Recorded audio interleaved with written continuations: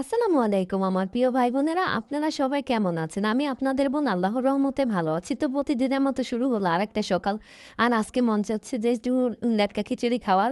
আর বাইরে দেখলাম সকাল সকাল দেখলাম একটু মেঘলা মেঘলা, কিন্তু এখন দেখতেছি 10টার পরে যে অনেক সুন্দর রোদ উঠেছে, অনেক সুন্দর রোদ।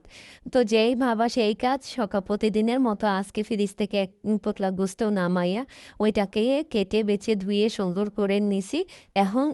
এখন রান্নাটা বসায় দিব ভাই বোনেরা। আপনারা তো সবাই জানেন, আমার মা বোন চাচি সবাই জানে কিভাবে রান্নাটা করতে হয়। তো এই জন্য আর আমি বাকি কিছু দেখাইলাম না। সচরাচর সবার মতো আমি রান্নাটা বসায় দিছি। এই তো এখানে দেখেন সব উপকরণ মশলা টসলা সব নিয়ে নিয়েছি। আর এই যে দেখছেন একটা মশলা, এই মশলাটা অনেক সুস্বাদু একটা মশলা। 16-17টা মশলা আমি একসাথে করে এই মশলাটা বানাই। আর এই মশলাটা দিয়ে না যে কোনো গোস্ত রান্না করলে খুব সুস্বাদু হয়, গানটাও আপনার অনেক সুন্দর আসে। আর গোস্তটা খেতেও অনেক ভালো লাগে, অনেক স্বাদ হয়। এই তো দেখেন এখানে আমি গোস্তটা খুব সুন্দর করে ধুয়ে টুয়ে কেটে কেটে নিয়েছি। এখন দিয়ে দিলাম গোস্তটা, সুন্দরভাবে মশলাটা কষানো হলো তারপরে। আর এখানে আমি নিয়ে নিলাম হচ্ছে খিচুড়ির উপকরণটা। এখানে আমি অল্প কিছু ভাতের চাল দিব, সেই সাথে আবার আরও কয়টা পোলার চালও দিব। আর ওই দিন যে রান্না করেছিলাম না ভুনা খিচুড়িটা, ওই জায়গা থেকে কিছুটা খিচুড়ি রয়ে গেছে, ওই খিচুড়িটা আমি দিয়ে দেবো। সব কিছু মিশে একটু লেটকা লেটকা একটা খিচুড়ি হবে।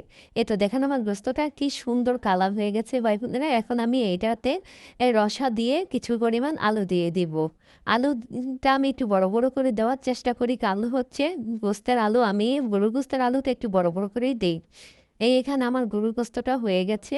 এই তো তারপরে আমি খিচুড়িটা বসায় দিলাম। আমি খিচুড়িটা এভাবে রান্না করতেছি। আপনারা কে কেমনে রান্না করেন, কে কোনভাবে রান্না করেন, আমাকে একটু কমেন্টে জানাবেন ভাই বোনেরা। অনেকেই খিচুড়ি অনেকভাবে রান্না করে খাওয়া যায়। এই তো আমার খিচুড়িটা সুন্দরভাবে কষায় টষায় নিচ্ছি। এখন আমার সব মশলা টশলা দিয়ে আমি মুগ ডালটা কিছুক্ষণ কষায় পানি দিয়ে রেখে দিব ঢাকনা দিয়ে ঢেকে। এই তো ঢাকনা দিয়ে রাখার পরে এ এই তো দেখেন আমার কষানিতে কত সুন্দর হয়েছে। তারপরে আমি এই যে ডালগুলো আগে ভিজায় রাখছিলাম, এই ডালগুলো দিয়ে দেবো। এই তো আমার মুগ ডালটা কষানো হয়ে গেছে, কষানোতে আমি পানি দিয়ে দিয়েছিলাম। পানি দেওয়ার পরে এই তো মুগ ডাল কষাইছে। এখন আমি চালগুলো সব কিছু দিয়ে একসাথে নাড়াচাড়া দিয়ে খুব সুন্দর করে খিচুড়ি আর গরু গোস্ত রান্না হয়ে গেছে। এর মাঝে আমি আবার জিরে গুঁড়ো দিয়েছি।